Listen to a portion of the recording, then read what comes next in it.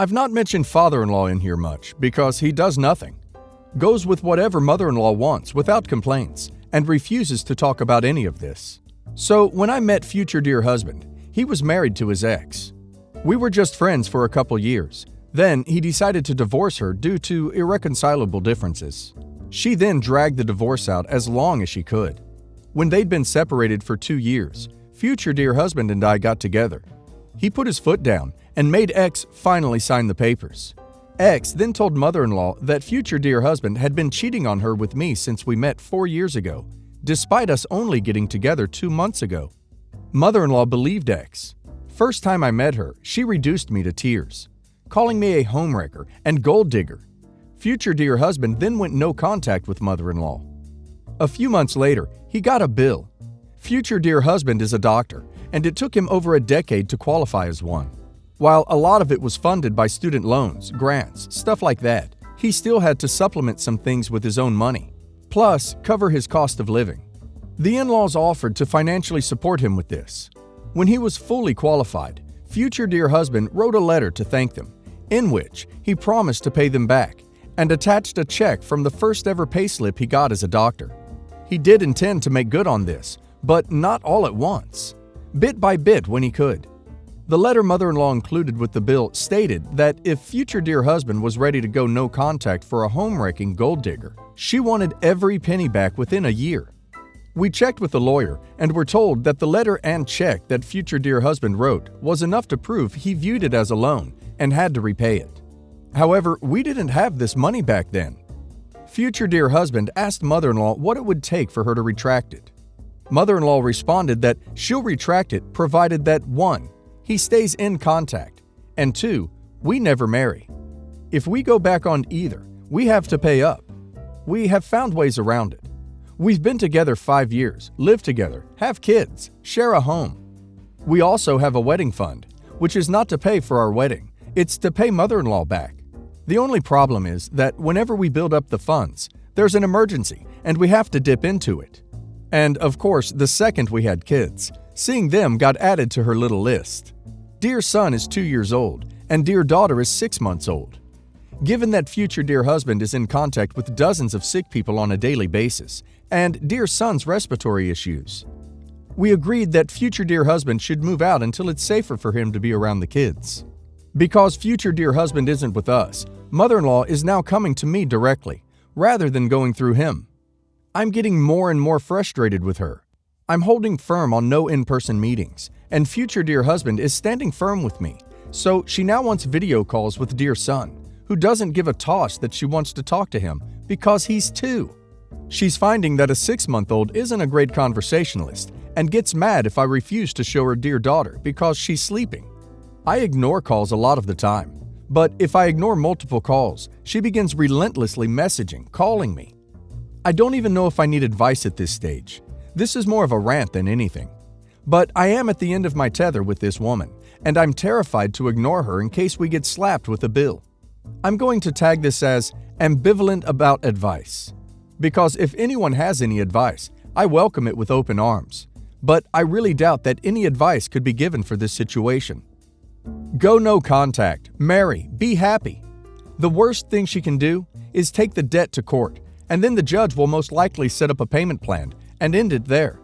Hell, if you provide evidence of her blackmailing you, she may get tossed on her butt.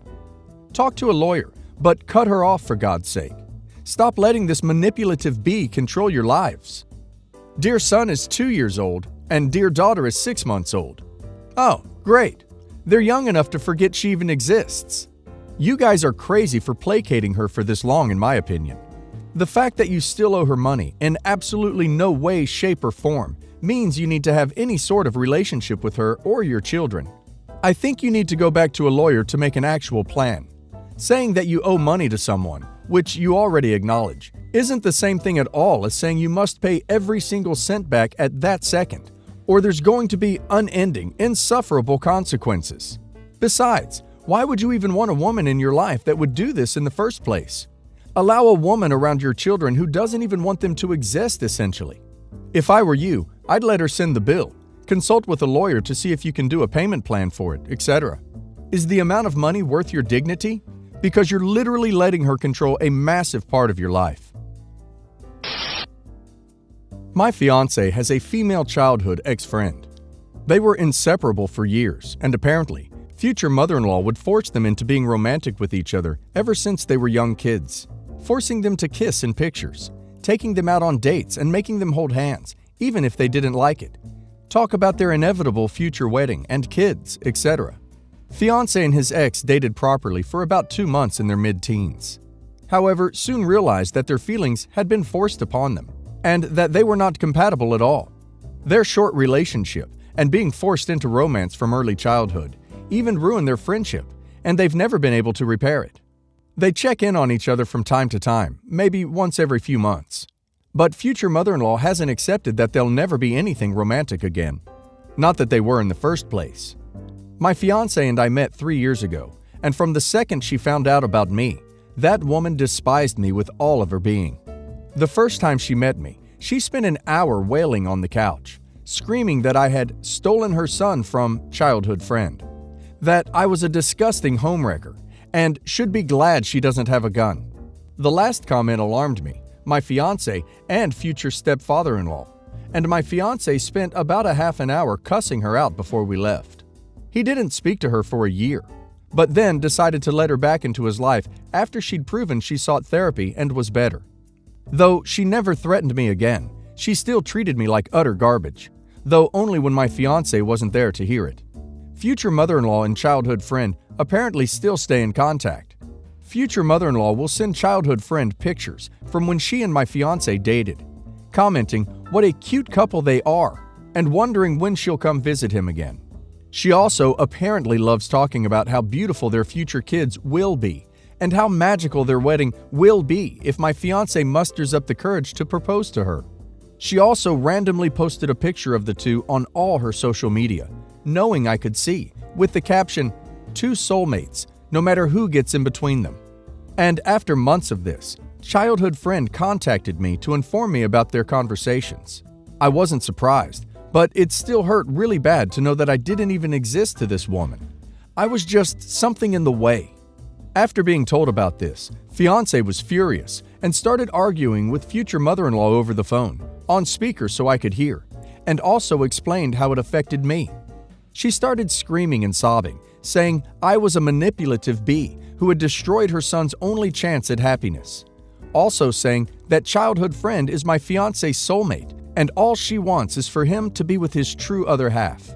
He argued that I was, and she said he only believed that because I'd manipulated him, and that he'd K himself because living without his real soulmate would make him miserable.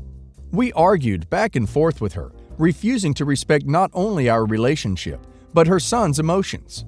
When fiancé told her that her forcing their relationship was what tore them apart, she cried even more and claimed that the only reason he believed that was because I'd told him to. He hung up on her at that point and was fuming the rest of the night. We both spent a while crying out of hurt and frustration over the situation. Future mother-in-law was a single mom for 14 years before meeting future stepfather-in-law. And during those 14 years, fiancé was all she had.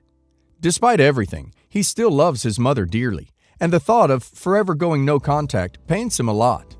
Although he's assured me he's fully prepared to do so for our relationship's sake, I feel like it's selfish of me to ask that he cut out his mom from his life. Is it worth trying to salvage their relationship? Or is it best to just go no contact no matter how much it hurts him?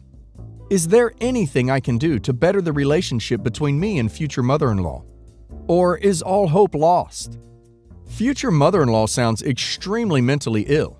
Histrionic personality disorder, borderline narcissistic personality disorder. Whatever it may be, she needs help. And you and future dear husband need to take her threats seriously.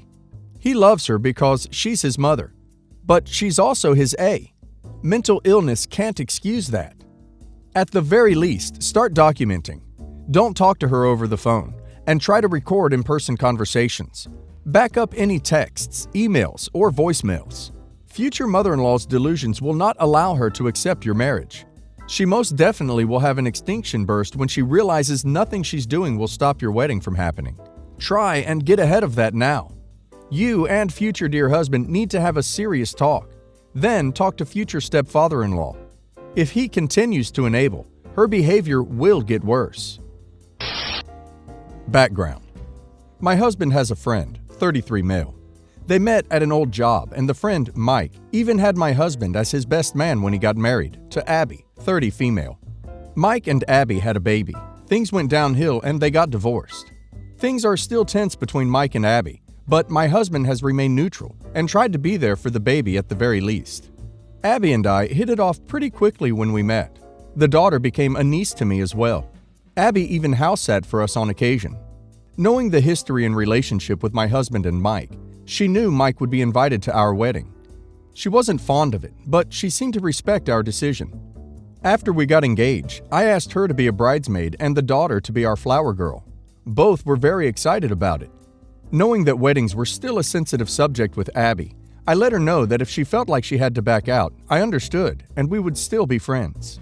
A few months later, though, Abby started getting more upset that he would be invited to the wedding. Knowing that Mike probably wouldn't be able to make it due to his work schedule, we assured her that he wouldn't be coming, but he was still due an invite. One day, we mentioned the daughter being our flower girl to Mike, and he was surprised. We had assumed that he already knew. I texted Abby right away to let her know that he now knew, but I thought it was weird that it hadn't been brought up yet. She responded with, "Is he invited to the wedding?" She knew he was. That had never changed. I answered, "Yes, you knew that already though." She didn't respond that night. The next morning, we received a group text from her to my husband and I, telling us that she wouldn't be attending our wedding because he was invited. Also, that she couldn't believe we would do this to her, and she could no longer be friends with us because true friends would not put her in such a horrible situation. I told her that I respected her decision not to come to the wedding, but tried to encourage her that we could still be friends. At first, I thought she was just projecting her hurt from the divorce and that she would come around. The next day, she privately texted my husband that I had told her that I didn't love him anymore, apologized to him for having to back out, for not being able to be there for him, and that he deserved so much better than me. He told her that she needed to apologize to me. At that point, I had had enough. I told her she had crossed too many lines and to send back our house key because she was no longer welcome in our house or around us. She did send the key back, addressed only to my husband, and our past Christmas cards, everything in the bridesmaid's proposal box, and a paper revealing a surprise for my upcoming bridal shower. All I was doing was honoring my husband's request that his friend be invited to the wedding. Am I the a-hole for kicking her out? Not the a-hole. You absolutely communicated with her the whole way through, it seems. It's one thing for Abby to not come to the wedding if she can't stand to be near Mike, but giving ultimatums is too far and selfish. Also, texting your husband that you don't love him after not getting what she wanted is absolutely unhinged. And sending back Christmas cards and ruining your bachelorette surprise? Homegirl needs to grow up. I'd change the locks. If she says stuff like that, then perhaps she made a key and wants to cause trouble by planting evidence of OP cheating. Not the a-hole. It sounds like this woman has developed feelings for your husband. I'd change the locks and block her on everything. Also, have a frank discussion with your husband about whether he's seen any off behavior with her, or if she's done anything inappropriate to him. I have a very entitled brother-in-law. Brother-in-law 1 is the oldest son, but the second child in my husband's family. He was named for his father. Father-in-law was a doctor and trying to establish his practice, so he did not have a lot of time for sister-in-law 1 or brother-in-law 1 while they were young. Father-in-law felt guilty, so he overcompensated monetarily with brother-in-law 1 since he was the firstborn male. Brother-in-law 1 got everything he wanted, from schooling to cars, while sister-in-law 1 and the rest were denied the same because he was the oldest boy. The list is really long. Well, father-in-law is long gone, and mother-in-law is on her deathbed. She lives with brother-in-law 2, and my hubby is out there right now. Doctors say that she probably only has a few weeks left. Sister-in-law 1 cannot travel until her second C-19 shot, but FaceTimes hubby and brother-in-law 2 every day to see their mom. Brother-in-law 1 is finally going to show up. He has been saying that for 2 weeks. He has not seen mother-in-law in over 5 years. And what is his pressing issue? Telling brother-in-law 2 that he needs to take him shopping. He needs gifts for his wife and daughter. Yes, Shopping trumps spending time with your mother you have not seen in years. Oh, and he wants to look at all the bank statements to see how much brother-in-law 2 has been spending of brother-in-law 1's inheritance. Yep, brother-in-law 1 thinks that he is getting everything. Update. So, my mother-in-law passed right after brother-in-law 1 arrived, like less than 24 hours. In those hours, however, he showed some ugly colors we had only suspected. Hubby and brother-in-law 2 were at mother-in-law's bedside until hubby had an urgent work phone call. Brother-in-law 1 could not just sit and hold mother-in-law's hand. Oh no, he had to turn on the TV. He turned on a movie with a famous American comedic actress, turned up the volume, and began laughing. At his dying mother's bedside. Brother-in-law 2 might have forcibly removed the remote and tossed it. Now that she is gone, brother-in-law 1 still wants to go shopping. Brother-in-law 2 is obviously not in the mood, and hubby is trying to catch up on some work, so he refuses to even offer. The important papers were spirited away to a friend's house, a friend who is very trustworthy, so no way to grab another check and forge it like he did 6 years ago. And there is going to be a huge surprise. Mother-in-law left a video recording leaving all of her personal assets, including old ones from her parents, to brother-in-law 2 to thank him and pay him back for everything he sacrificed for her. Hubby is in agreement, not sure about sister-in-law, who just arrived. The next part is beyond belief. Brother-in-law 1 told people he was taking a vacation to visit his mother, nothing about her cancer. Once she died, he told people that she died from a heart attack while they were all together. My guess is that a story of a vacation and a sudden heart attack would allow for shopping. Coming back with lots of new items when he was supposed to be at his dying mother's bedside would make him look bad to the extended family and friends. To add more insult to injury, 20 years ago, my father-in-law gave us some money to help us while hubby was finishing his master's degree. Let's say it was $10K. Over the years, hubby has been told that father-in-law gave us $65K by his siblings. We never got that much. That would have been a huge game changer, but we never got it. Now that all the siblings are together, sister-in-law arrived after mother-in-law passed. That amount was brought up and that hubby kind of owed it to the estate. Well, it seems that brother-in-law 1 talked to father-in-law and got the money from him, then wired it to us. He kept the $55K for himself, with no one the wiser. Father-in-law died 2 years later, and mother-in-law had no idea. Hubby had to convince his siblings that we never got that money. Just my luck, I shredded the bank statements from that time period last fall, because, well, they were 20 years old. What a horrible son he is. Hopefully his children will treat him way better than he treated his mom. What a selfish piece of trash he is. Hopefully karma will get him in the end. Take care of yourselves. He only has one child, who he tries to alternately control and spoil, thank goodness. His siblings are all probably going to cut him out of their lives once everything is settled, so we may never know what happens. Let's put it this way. My husband is a roll with the punches kind of guy. Takes forever to rile him up to anger, and he is still so angry with brother-in-law that he is barely speaking to him, and messages to me have the angry face with swearing emoji.